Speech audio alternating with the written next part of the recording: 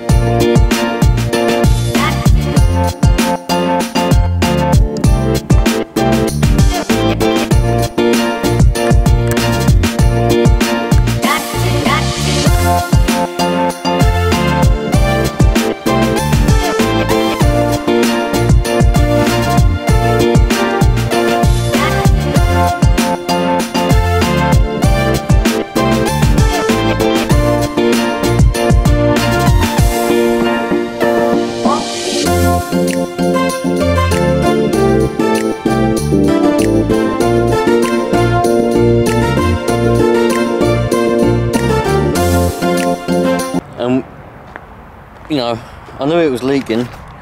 It's all splattered all up the back of here again. And gone all up the wind, all up the back. But I know it's because when I fitted that turbo, I skimped on. You're supposed to fit a new oil return line, a new oil return pipe, and I put a new gasket in, but I didn't put a new pipe. Now that flange on that pipe can warp, and it's taken about, how many miles have I done? About 1,000 miles now with that turbo. It's taken about 1,000 miles for it to start leaking. So, yeah, gonna have to try and, I'm in the middle of nowhere at the moment. Plenty of fields everywhere, but gonna have to try and sort something out, I think. Oh dear, my paint's all burnt as well. Look at that, woo! Just been on the telephone to the little part shop that I go to see if they can get me the oil return pipe. If I can get that, I'll have to somehow get over there, buy some oil as well, because I've got no oil because it all fell out. Go and buy that, and then come back here, fit it. I've got a little thing here because I was on my way to go and take a battery off a lawnmower anyway, and so I've got a little socket set and a couple of 10mm spanners. I don't think I'm going to be able to do it with all just that, but I might have to somehow nip home and get some tools and see what happens there. But hopefully they'll come back with me with a decent price and I can get it from there. If not, it'll have to be from Paddocks and I'll have to order it off my dealer, and then I'll have to order it, and I don't want to be ordering it because it'll take time. Hopefully they'll be able to get it for me now. What's the time? It's 11 o'clock now on a Monday morning, so hopefully they can get it for me. I can nip down there, get it, come back. Usually they're pretty good. If you order something before 12, they'll have it in the afternoon. So we'll see how it goes. I've just had a bright idea. I pay about £140 a year for AA. That's like breakdown recovery, if you're not familiar. And I thought to myself, if I pay £140 a year, why am I going to bloody use them? So I've just contacted them through the app, and they're on the way now to have a look. I don't think they won't carry an oil return pipe. I mean, it's a special pipe. It's not just any old pipe. It's an actual fitted one that fits. They won't carry that, but I don't know what they'll be able to do, but I'll pay for them, so I'm going to call them out. So even it might be handy if they might transport the car back to my house, and it'll just make things so much easier, because then I can go back to my house, put the car on the driveway, get in the van, go down and pick up my pipe and my gasket, come home and fit it on the driveway where all my tools are and everything. I don't know why I didn't think of that earlier, but anyway, they're on their way now. They'll be in about 15 minutes. So if he can't fix it, then I'll just do that, get him to take me home. Or put the car in the back of the low loader and take it home in the back of the truck. That's what they'd usually do. So let's see how it goes. It's turned out to be quite an exciting day. Things were going pretty alright. Now they've a bit of an oil leak, but now you never know what might happen. The only bad thing what could happen is that old return pipe could cost hundreds. I don't know how much it's going to cost. That could be a bad thing, but we'll find out. It's got to be done, innit? I can't drive the car otherwise, so we'll see what happens. Look, that's where I was. Where's my oil patch? There's my oil patch. That's my oil. That's where I was parked. Now I'm back again, but I'm in my van. I've just been down to. I've got the AA. What they've done is he come and had a look, and he said, "Well, I can't fix that." I said, "I don't expect you to. I didn't expect you to fix it. I was hoping that what you'd do is you'd get your little recovery truck and you'd take me home." He said, "Well, what I'll do is I'll follow you home." Anyway, so he followed me. I drove home, and all I've done is I've gone down to the parts place, the parts shop, and they've ordered it from a dealer for me to be there for lunchtime tomorrow. So now I'm just carrying on my day, but I'm in the trusty van. You know what? I keep calling things trusty, and then they break. So come on, van! Come on, van! Be me good, be good, please. Hopefully, I treat things well, so please. Hopefully, things are gonna not break. There's an ice cream van up there. What's that doing up there?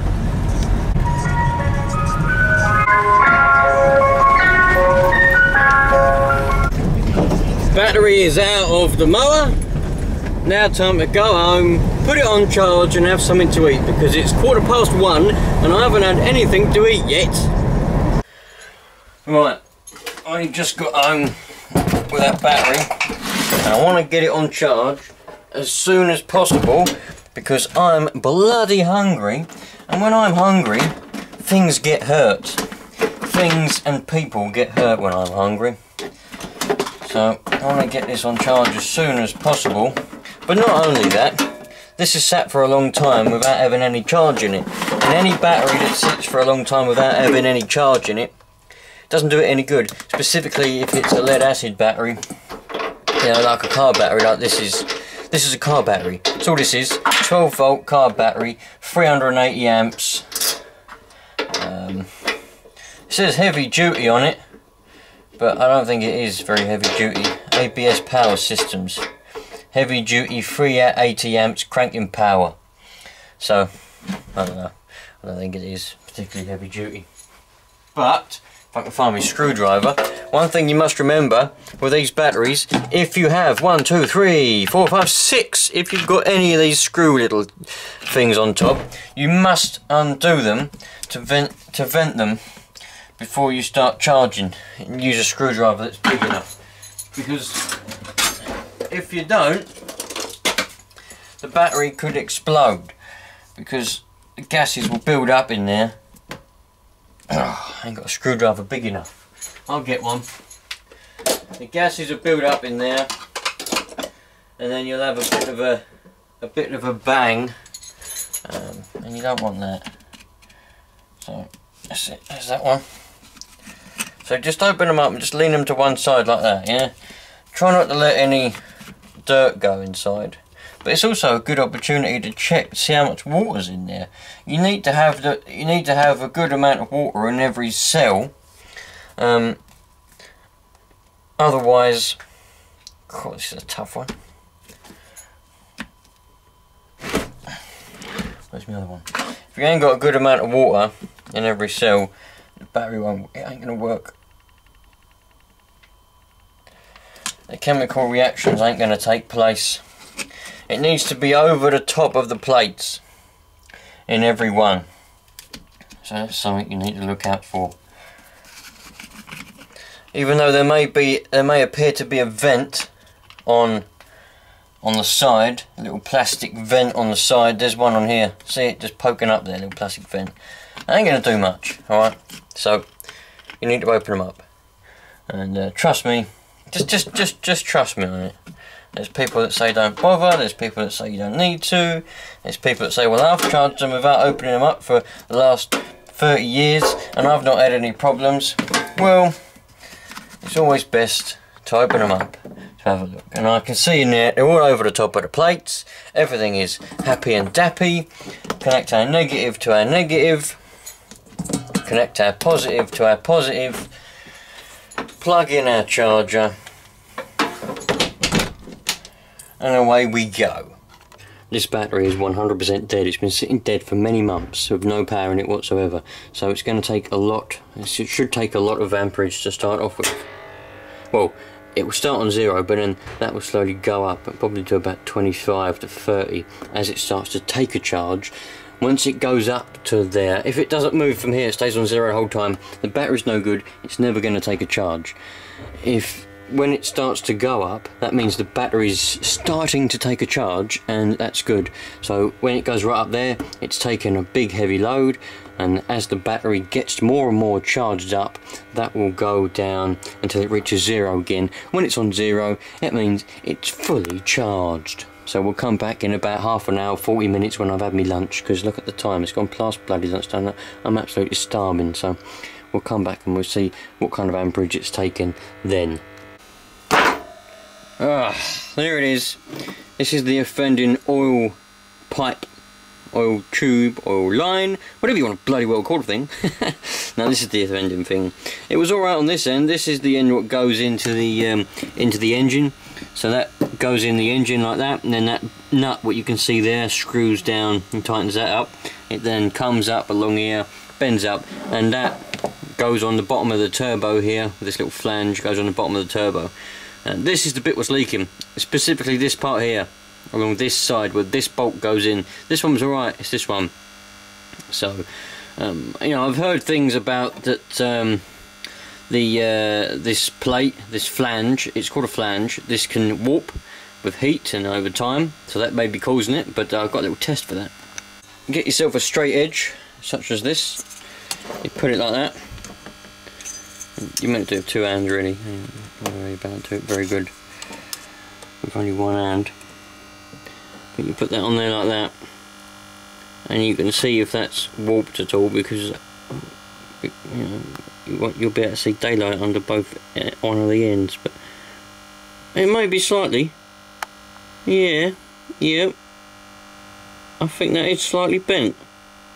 Wouldn't you say so? I think it is. So that's the source of our problem. That's why we're leaking. So the new one I've ordered will fix our problem, hopefully. Should get a new gasket with it as well, and I've asked them for I'm going to ask them for the new bolts as well, because the 2 bolts that were holding it in, they weren't the right bolts. They were odd bolts. One was longer than the other. Blah blah blah. So new one of them should fix our problem. As far as this battery goes, we're not looking good, are we? It's only moved a little bit, and what's the time now? I can't remember what time it was when I first put it on charge. I think it was about 1:30, something like that, 1:30 or so. And it's now 4:10, and it's been on charge all that time, and it hasn't really done a lot. You know, by now this should be taking a charge. That should be way up there somewhere, taking a nice charge. It won't be nowhere fully charged. You know, it hasn't been boiling. It's not boiling or anything down in there. It's not, you know, it's not boiling at all. It's all fine in there, you know. So doesn't matter what I do to it. Zap a bit of extra charge in there.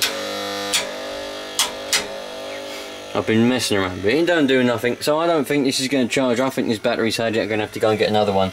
That's what it is. Look, 380 amps. Going to have to go and get another one. It's not the one that should be in that mower. Obviously over the years, that mower's bloody old. That mower's probably about 30 years old. We'll have a look at it one day.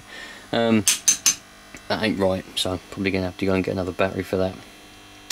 But I'm going to leave it uncharged until I go to bed tonight, so it'll be on charge now until about 9 o'clock or so, and we'll see if it springs back into life.